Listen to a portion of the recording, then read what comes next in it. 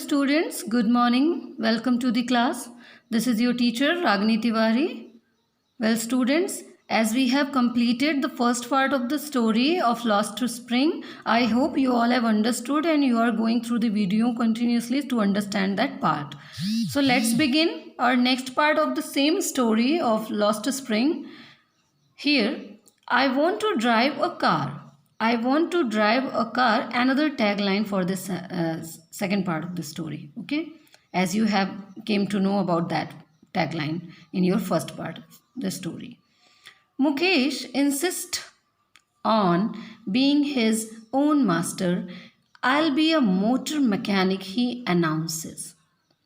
In this paragraph, the writer met a boy whose name was Mukesh.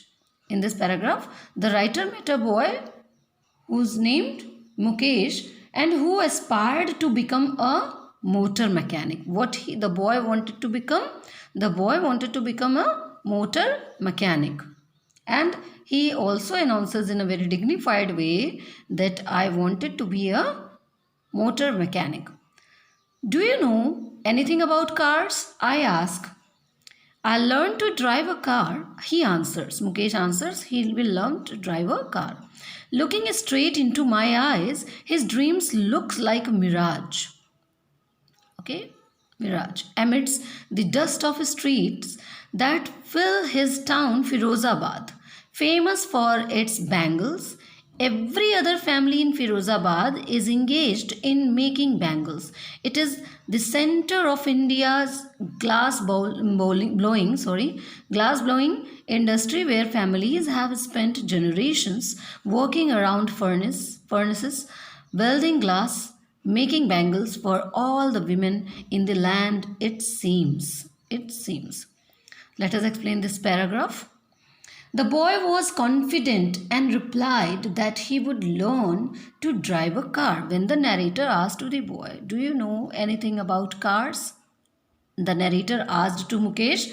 Mukesh was very confident and replied that he would learn to drive a car. His dream was far away from reality. The narrator was knowing that his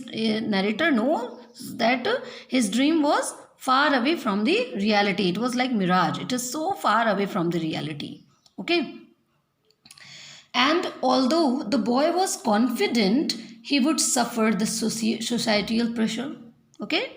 The boy was very confident, then he would definitely suffer the social pressure. He lived in Firozabad, students. Mukesh lived in Firozabad, which was famous for glass bangles. The writer felt that the boy's dreams would not materialize.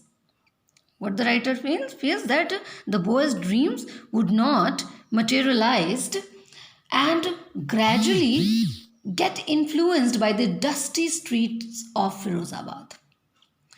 She wanted to say that as every family in the town of Firozabad was involved in the glass bangle industries, so Mukesh would do with the passage of time. She tells us that Firozabad was the main town of India for the glass blowing industry. The families had been involved in working at furnaces. They were welding glass and making bangles for generations. Their generations were doing this job there. They made so many bangles that it seemed that they made bangles for all the women of the world. It seems that they made bangles for all the women of the world. Next, Mukesh family is among them. None of them know that it is illegal for children like him to work in the glass furnace with high temperatures, in dingy cells without air and light.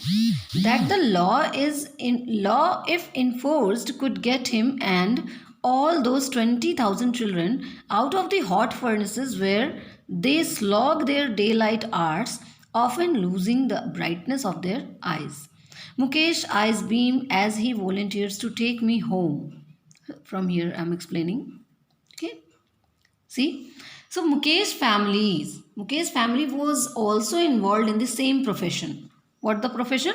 bangle making, of glass making, okay, glass bangle making. They were not aware of the law.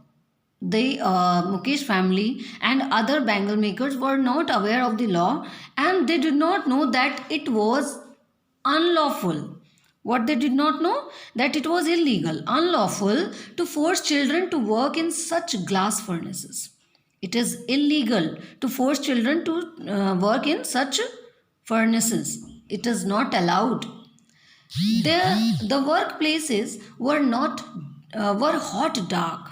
Okay, where they used to work, it was hot dark place, closed rooms without ventilations. There is no ventilation in any furnace. Okay, that those rooms were closed.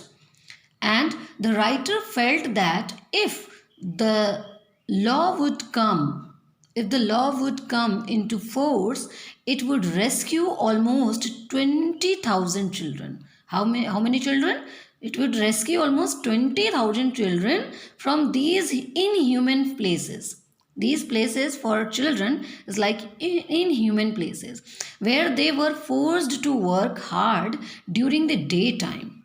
Okay, during the daytime they were forced to work hard. They often I think they often what happens that they were losing their eyesight also. Doing work in such kind of furnaces, they were losing their eyesight. So Mukesh's eyes beam as he volunteers to take me home, which he proudly says is being rebuilt. He walked down stinking lanes choked with garbage, past homes that remain hovels with crumbling walls. Wobbly doors, no windows, crowded with families of humans and animals coexisting in a primeval state. In a primeval state. Mukesh was happy as he took the writer to his home. The writer was going to Mukesh's home.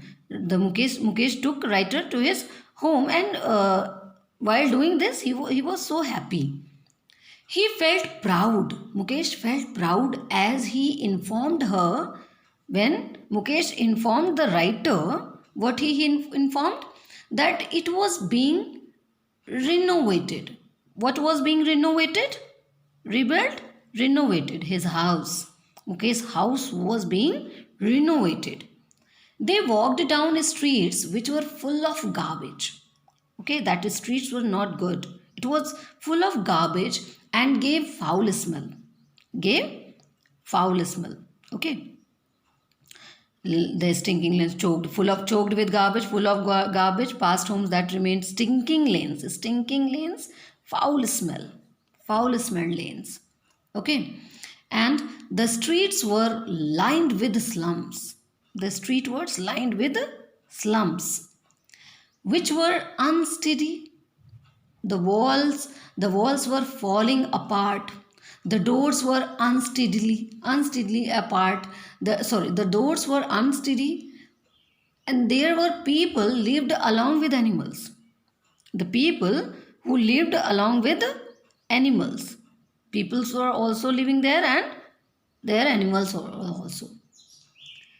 So they remained the writer of the prehistoric man. They reminded the writer of the prehistoric man who lived just like animals. Prehistoric mans. Okay? In the past time, when humans were living like an animals. So the writer was reminding those things. And who lived just like animal. Mukesh stopped in front of one such doors, hit it hard with his foot and pushed it open. He stops at the door. Mukesh stopped at one of the door of a house, bangs a wobbly iron door. He hit the door hard with his foot. And pushed it open. That iron door, he pushed that door, he hit that door hard and pushed it open. So students, I think this is sufficient for today. Listen this video again and again and try to understand the explanation of these paragraph. And don't forget to write hard word meanings. Till then, take care. Have a nice day.